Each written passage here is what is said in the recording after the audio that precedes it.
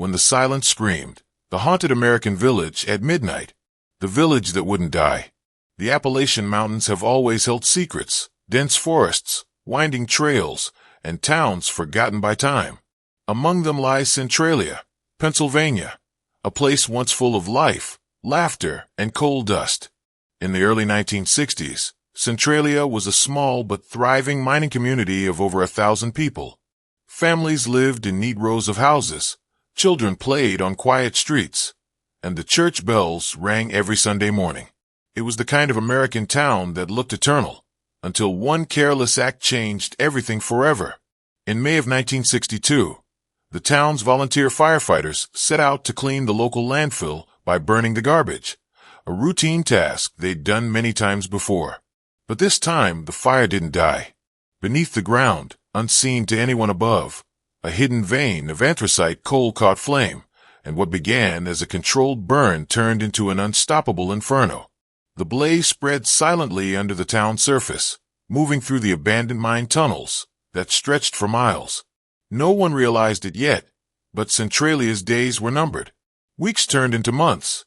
People noticed strange heat rising from the ground, cracks forming on the streets, and smoke curling from the earth like breath from an invisible monster. The air began to smell of sulfur, and patches of land grew so hot that eggs could fry on the pavement.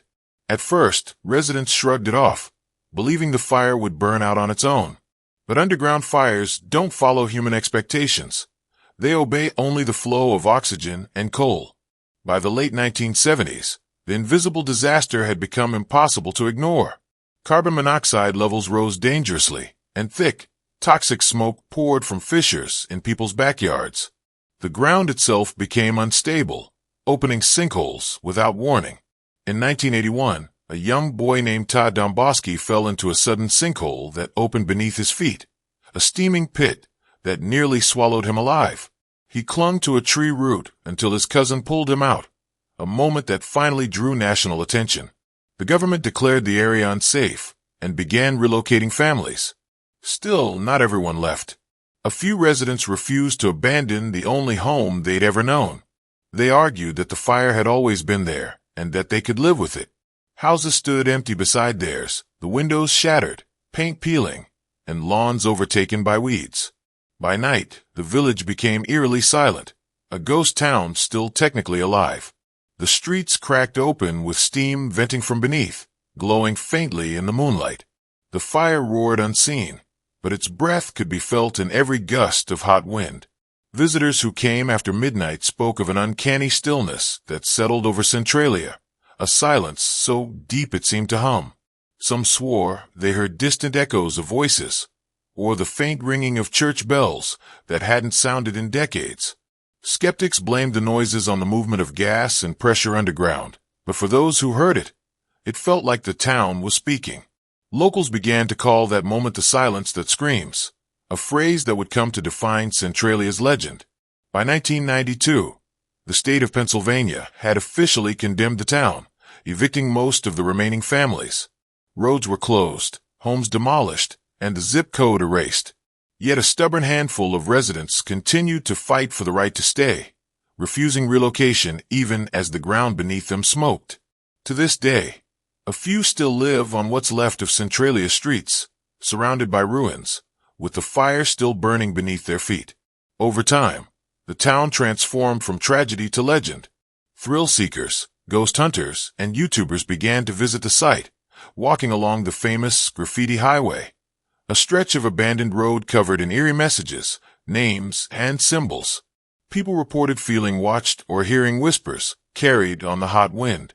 The highway was eventually buried in 2020 to discourage trespassers, but that only deepened the mystery. Now, Centralia stands as a living scar on the map of America, a place where silence isn't peace but memory, and the earth itself seems alive with sorrow. The fire still burns, invisible but eternal, feeding on the forgotten tunnels that once gave life to the town. Scientists predict it could smolder for another 200 years, perhaps longer. Every midnight, the silence returns, thick, heavy, waiting. Some say it's just the wind and the heat. Others swear that if you listen closely enough, you can still hear the echoes of a village that refused to die. And beneath it all, The fire keeps whispering. When the silence screamed. By the time the 21st century began, Centralia, Pennsylvania, was little more than a memory. What once stood as a proud mining town was now a wasteland of overgrown trees, broken foundations, and streets that led nowhere. The fire beneath the earth continued to burn, slowly devouring the last remnants of its human past. But as the years passed, the silence that covered Centralia began to take on a presence of its own, a haunting stillness that drew people in as much as it warned them away. Researchers, journalists, and ghost hunters arrived in waves. Some came to document the geological marvel of an underground coal fire that had burned for decades. Others came seeking proof of the paranormal. Locals called them the midnight tourists, people who arrived just before 12 to experience what they called the hour of the scream. For reasons no one could quite explain, something about Centralia changed after midnight. When the wind died down, the only sound left was the faint hiss of gas escaping from cracks in the ground. Yet visitors often reported hearing what they described as the low moan of the earth. Audio equipment picked up deep, rhythmic sounds, too slow to be machinery, too steady to be coincidence. Scientists suggested that expanding pockets of hot air and underground pressure created acoustic vibrations. But even skeptics admitted the recordings were unnerving. In 2010, a team of environmental engineers conducted a night survey near the ruins of Locust Avenue, one of the last surviving streets. As they worked, the ground temperature reached nearly 900 degrees Fahrenheit, 480 degrees Celsius. One of the men, a local volunteer, claimed to hear a noise that sounded like muffled voices under his feet, indistinct but human. When he stepped closer, a small crack opened beside him, releasing a blast of scalding air. He wasn't hurt, but the team packed up and left before midnight. Later, he told a reporter, "It sounded like the town breathing, like it wasn't done with us yet." Stories like that became common. Truckers passing through at night said their CB radios picked up ghostly transmissions. Others claimed to see lights moving in the fog, lanterns swaying where no people walked. Some visitors left notes on the buried graffiti highway, messages to lost relatives or words of apology, believing the town still listened. For many, Centralia became less of a haunted site and more of a memorial, a monument to human mistakes and the stubbornness of memory. Government officials stopped maintaining the area years ago.